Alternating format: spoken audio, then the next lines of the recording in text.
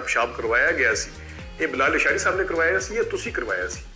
ਜੇ ਉਸ ਟਾਈਮ ਤੁਸੀਂ ਲਿਖਿਆ ਸੀ ਤੇ ਫਿਰ ਉਸ ਵੇਲੇ ਪਿਸ਼ਾਬ ਕਿਸ ਤਰ੍ਹਾਂ ਜਸਟੀਫਾਈਡ ਸੀ, ਯਾਨੀ ਕਿ ਉਹ ਠੀਕ ਸੀ ਗੋ ਰਸ਼ੀਦ ਦਾ ਪਿਸ਼ਾਬ ਜਿਹੜਾ ਸੀ, ਲੇਕਿਨ ਇੱਥੇ ਜਿਹੜਾ ਸੀ ਇਸ ਕਿਰਦਾਰ ਦਾ ਉਹਦੇ ਤੇ ਤੁਹਾਨੂੰ ਇਤਰਾਜ਼ ਹੈ?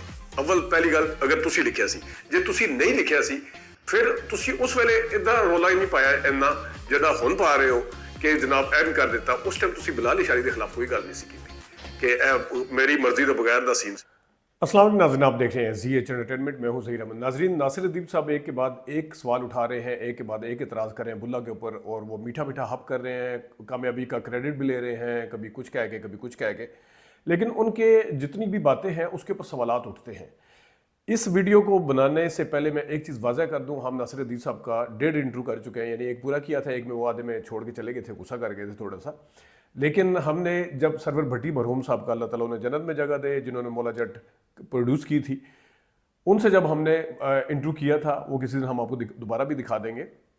नासिर अदीब साहब के पॉइंट ऑफ व्यू से हमने पूरे डेवल्स एडवोकेट का किरदार अदा किया और नासिर अदीब साहब को पूरे तरीके से डिफेंड किया था। और सरवर भट्टी साहब से कहा था कि अगर आप सारा कुछ खुद लिख सकते हैं तो फिर आप खुद ही लिख लेते मौला जट, क्या जरूरत थी नासिर अदीब साहब की? उनके डायलॉग के हवाले से बात की थी और पूरे भरपूर तरीके से, और वो हम पे गुस्सा कर गए थे सरवर भट्टी साहब भी। तो यहाँ पे अभी मेरा कोई ज़ाती गरज नहीं है, हमारे बड़े अच्छे राइटर हैं, लेकिन जिस जिस जगह वो तजादात के ऊपर, गलत बयानी के ऊपर जो मुझे लगेगा अगर कोई बात करेंगे जो मुझे फील होता है, तो वहाँ पे हम सवाल ज़रूर उठाएंगे। आज की ये जो वीडियो है इसको हमने थोड़ी सी रिसर्च की है, माजी के कुछ क्लिप आपको दिखाते हैं नासिर अदीब साहब के। तो अब जो बातें कर रहे हैं और माजी के क्लिप के हवाले से कुछ तजादात हैं, कुछ के ऊपर वो पहले मौला जट की दफ़ा एग्री करते रहे, दिला जट ऑफ मौला जट की दफ़ा, लेकिन अब वो एतराज़ उठा रहे हैं। वो एतराज़ात हैं कि असल में वो बताते हैं। सबसे पहले तो उन्होंने ताहिर सरवर मीर साहब को भी इंटरव्यू दिया और उसके बाद उन्होंने ख़ुद अपने वीलॉग में भी कहा कि इसमें विलन ने जो पेशाब किया वो फिल्म के ऊपर पेशाब कर दिया गया। ये सीन आज तक कभी इस तरह का कोई सीन हुआ नहीं था। इसके हवाले से उन्होंने क्या बात की, ज़रा सुनिएगा कि क्या कहा उन्होंने। पर विलन से पेशाब करवाया फसल में जिप खोलकर, ये सीन पाकिस्तान में इससे पहले किसी ने पिक्चराइज नहीं किया। ये राजकुमार हिरानी की आदत है, वो अपनी ये इन्होंने आपने सुना कि इन्होंने कहा कि इस तरह का आज तक फिल्म के अंदर, पाकिस्तान की फिल्म के अंदर कोई सीन नहीं हुआ था।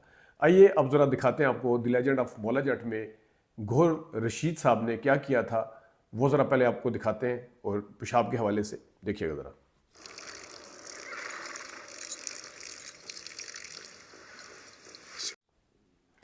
तो नासिर अदीब साहब, मेरा सवाल आपसे ये है कि आपने गलत बयानी से काम लिया, आपको ये बताना चाहिए था कि दिला जट मौला जट में सीन हो चुका है।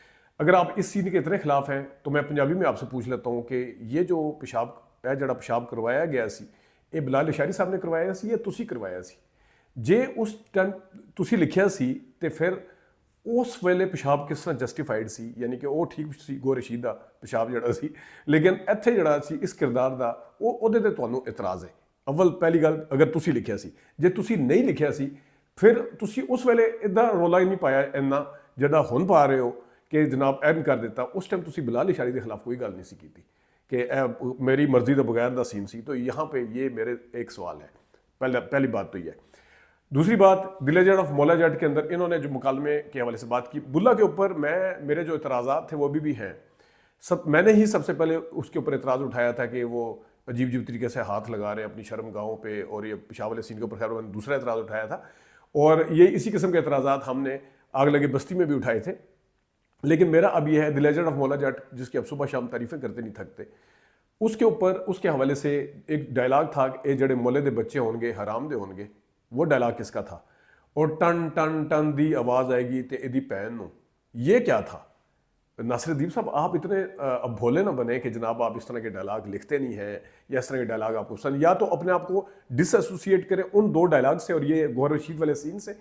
अगर आपने डिसएसोसिएट नहीं किया तो फिर इसको भी कबूल करें, ठीक है, इसको भी फिर कबूल करना चाहिए, ये एक लॉजिक है।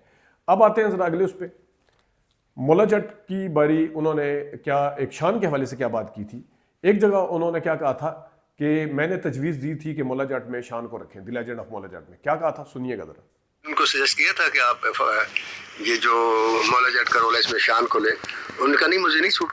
उसके बाद उन्होंने कहा कि एक और जगह पे गलबन मोइन ज़ुबैर साहब को कहा था कि शान उस किरदार के लिए मिसफिट था।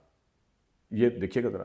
ये जो मेरे डायरेक्टर का विजन था, वो सुवियन में मेरे हिसाब से शान को होने नहीं चाहिए था। अच्छा। क्योंकि अगर शान होता तो मिसफिट होता। तो नाज़रीन, सबसे पहली बात तो ये है कि अगर आप समझते हैं कि आपने तजवीज़ दी थी, तो इसका मतलब है कि बिलाल इशारी साहब ने आपकी तजवीज़ नहीं मानी थी, जो कि आपने बाद में वजाहत भी की कि वो मिसफिट था। तो फिर इसका मतलब है कि चेंज आप बर्दाश्त करते रहे हैं। खाली यही चेंज बर्दाश्त नहीं की, हम कुछ और भी आपको दिखाते हैं। बिलाल इशारी साहब से सोहेल वड़ाइच साहब ने जियो के ऊपर पूछा कि आप दोनों एक साथ किस तरह हुए। आप तो उन्होंने कहा जी बिल्कुल हम मुख्तलिफ उस पर थे, ये पुराने उसके साथ चल रहे थे, आइडिया के साथ। मैं नए आइडिया के ऊपर काम कर रहा था, मैं नया कुछ करना चाहता था। वो क्या था, ज़रा सुनिएगा बिलाल इशारी साहब क्या कह रहे हैं। तो ये कोई और बात कर रहे होते थे, मैं कोई और बात कर रहा होता था। पुराने सिनेमा की तरफ मैं नहीं जाना चाहता था, इनको आना पड़ना था पूरा। वो क्लियर कट कह रहे हैं कि मैं पुराने सिनेमा की तरफ नहीं जाना चाहता था, इनको नए सिनेमा की तरफ आना पड़ना था। यानी कि उन्होंने नासिर अदीब साहब का जो एक्सपीरियंस लेके बैठे हुए हैं, इतना मैं उससे इख्तलाफ नहीं करता, लेकिन वो खुद अपनी ज़ुबान से कभी कहते हैं कि मैं इर्रेशनल था जब पुरानी मौला जट लिखी थी। पुरानी मौला जट के टाइम इर्रेशनल थे, तो नई मौला जट इन्होंने होशावास में लिखी, जिसमें पेशाब के भी सीन थे और ये वाले सीन भी थे। और उसके बाद उन्होंने खुद ये तो इसी में नासिर अदीब साहब साथ बैठे हुए थे सोहेल वड़ाइच साहब को, उन्होंने बात करते हुए क्या बात की थी, ज़रा सुनिएगा कि फिर इन्होंने क्या कहा कि मैं गलती समझ गया, मैं वो 40 साल का गैप कैसे मैंने पुर किया, मैं इनकी बात मैंने कैसे मानी। सुनिएगा ज़रा क्या कहते हैं।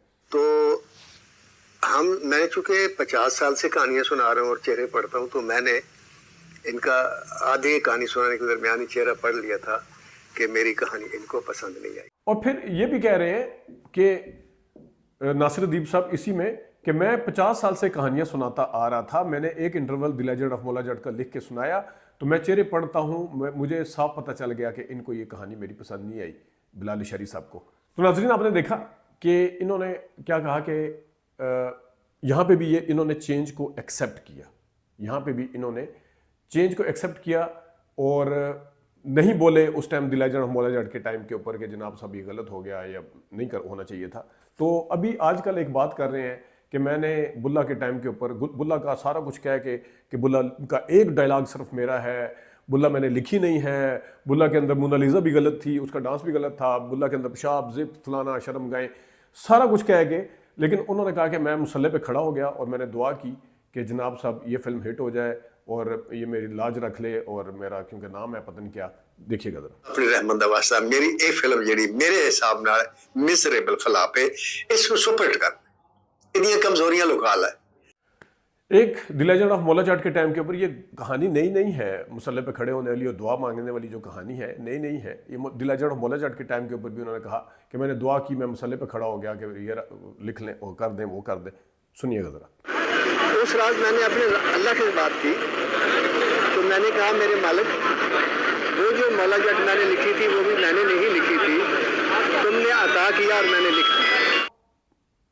ये फिर इसका मतलब ये है कि आप जो है वो जाएं नासिर अदीब साहब से कहानी लिखवाएं, उसके अंदर सारा इनपुट सिर्फ 10% उनका रहने दें। बकौल नासिर अदीब साहब के एक अगर डायलॉग है उनका बख्शी वाला, तो फिर आप कोई भी राइटर कोई भी प्रोड्यूसर उनसे फिल्में लिखवाए, उसके अंदर पूरी तब्दीली करे और फिर नासिर अदीब साहब की दुआएं जो हैं वो काम आ जाएंगी, फिल्म जो है सुपर हिट हो जाएगी। अगरचे उनकी अपनी as a director super duper hit film कोई भी नहीं है, एक आधी को छोड़ के शायद 3-4 तो वैसी बिल्कुल एवरेज थी। फिर नासिर अदीब साहब कहते हैं कि नासिर अदीब साहब एक जगह ये भी माने कि जो देखने वाले थे वो एजुकेटेड हो चुके थे, तो वो 40 साल बाद वो पुराना वाला यानी कि जाहिल किस्म का वो नहीं था, ये खुद मान रहे हैं, एजुकेटेड हो चुके थे, तो इसमें तब्दीली ज़रूरी थी। वो तब्दीली को उन्होंने एक्सेप्ट भी किया और अपने फॉलोअर को उन्होंने अनएजुकेटेड या जाहिल भी कहा एक किस्म का, कि वो जो लिखते आ रहे थे। ये देखिए ज़रा क्या कहा उन्होंने। इस वजह से कि 40 साल का गैप था, दूसरी इस वजह से कि आईएएस बदल चुकी थी और जो व्यूअर था वो एजुकेट हो चुका था, वो चूजी भी हो। अब जनाब साहब मैं आपको बताता हूँ कि जो सीन है, हमने जो सरवर भट्टी साहब का इंटरव्यू किया था, उन्होंने कहा था कि मैंने मौला जट इनसे लिखवाई। उन्होंने ये भी कहा था कि जदू टुरेगा तो नूरी नथ नथ दी आवाज़ आएगी। ये उन्होंने बताया था कि ये इनका डायलॉग नहीं था, ये मेरा डायलॉग था। ये उन्होंने माना था सरवर भट्टी साहब ने कि मोले नु मोला ना मारे, मोला नहीं मरदा, ये नासिरुद्दीन साहब का डायलॉग था। लेकिन जो डायलॉग्स उन्होंने फिर ये भी बताया, फिर उन्होंने ये भी बताया कि 86 सीन थे मोला जट के, तो इसको डबल कर लो, जो डायलॉग थे उसमें इसको डबल कर लें, तो उन्होंने कहा था 172 सीन थे, 172 डायलॉग थे, वो ज़्यादातर मेरे थे। तो वहाँ पे उस वक्त भी चेंज, यानी उस टाइम भी इंटरफेरेंस बर्दाश्त करते थे नासिरुद्दीन साहब। अब आके बुल्ला की दफ़ा पता नहीं क्या क्या करते फिर रहे हैं। देखिएगा ज़रा वो क्या कह रहे थे सरवर भट्टी साहब मुझे। इसके मेरी फिल्म के 86 सीन थे और इसमें 86 को डबल कर ले, कम से कम डबल 86 में डबल करे ना तो वो 172 डायलॉग बनते हैं, वो मेरे अपने हैं मेरी फिल्म में मौला जट में। मोला जट में और जिससे मैंने लिखवाया था, इसने लिखा नहीं था, मैंने लिखवाया था। जो ये नहीं लिख सकता था वो मैं खुद लिख लेता था। तो जनाब नासिरुद्दीन साहब, अब सवाल ये है कि दिला जट ऑफ मौला जट में भी चेंज आई, उसमें आपने आगे बढ़ बढ़ के उस फिल्म की प्रमोशन में हिस्सा लिया। यहाँ पे चेंज आई, यहाँ पे आपको बर्दाश्त नहीं हुई। पेशाब वाले सीन और गंदे जो डायलॉग थे थोड़े से काबिल एतराज़ किस्म के, वो आपने दिला जट ऑफ मौला जट में भी लिखे, लेकिन क्योंकि उनका प्रोड्यूसर जो आपके साथ था, डायरेक्टर आपके साथ खड़ा हुआ था, तो चेंजिंग उसमें भी आई, लेकिन उसमें आपने साथ जा के कोई इतराज़ नहीं उठाया, कोई कुछ नहीं किया, लेकिन यहाँ आके उठाया। और आपके डायलॉग अगर नहीं थे तो फिल्म को फ्लॉप हो जाना चाहिए था। फिल्म हो गई हिट, वो आपने उस फिल्म को हिट करने का जो क्रेडिट था वो ना सिर्फ डायरेक्टर को भी नहीं दिया कि उसने कुछ ना कुछ उसके अंदर चेंज किया, कुछ जिद्दत लेके आया, जैसा बिलाल इशारी लेके आया था बकौल आपके कि बिलाल इशारी और मेरे एज में गैप था तो बिलाल इशारी ने मेरी आंखें खोल दी, फलाना फलाना। तो आपने उसको क्रेडिट नहीं, आपने अपनी दुआओं को क्रेडिट दे दिया कि जनाब ये इन दुआओं की वजह से हुआ। आपने कहा कि मेरा एक डायलॉग था, जब एक डायलॉग आपका है तो आपको तो बुल्ला से डिसएसोसिएट होना चाहिए। ये फिल्म, इसके टाइटल जो भी है, इसके ऊपर जितना भी एतराज़ करें, शायद उसकी भी कहीं ना कहीं कंट्रीब्यूशन है इस फिल्म की कामयाबी में। इसकी जिद्दत और शान का किरदार जो शान ने उसमें एक्टिंग की है, जिस तरीके से शान को पेश किया गया, वो भी क्रेडिट है। और आपका क्योंकि डायलॉग बिल्कुल कोई नहीं है। अब जो चीज़ टॉक ऑफ द टाउन बनी थी वो क्या थी? सबसे पहले वो ट्रेलर बाद में आया। सबसे पहले टॉक ऑफ द टाउन इसका टीजर बना था, जिसमें शान साहब की आवाज़ थी, जिसमें कहता है जंगल जड्डा इंसाना लई एवे ते थे नूमड़ियां भी होंदियां ने ते थे फलाना डिगना, जो भी उन्होंने कहा। वो जो लाइनें लिखी हुई थी वो लाइनें आपकी नहीं थी। जब वो लाइनें किसी और ने लिखी, टॉक ऑफ द टाउन वो लाइनें बनी, तो फिर इस फिल्म के उसको बज़ बनाने में, इसको ऊपर लेके आने में उस टीजर और उन लाइनों का कमाल था।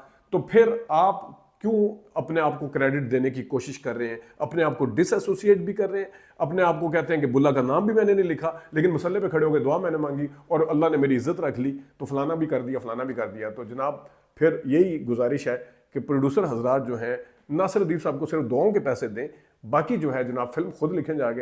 अल्लाह खैर सल्ला। अभी तक के लिए इतनी इजाज़त दीजिए। अल्लाह।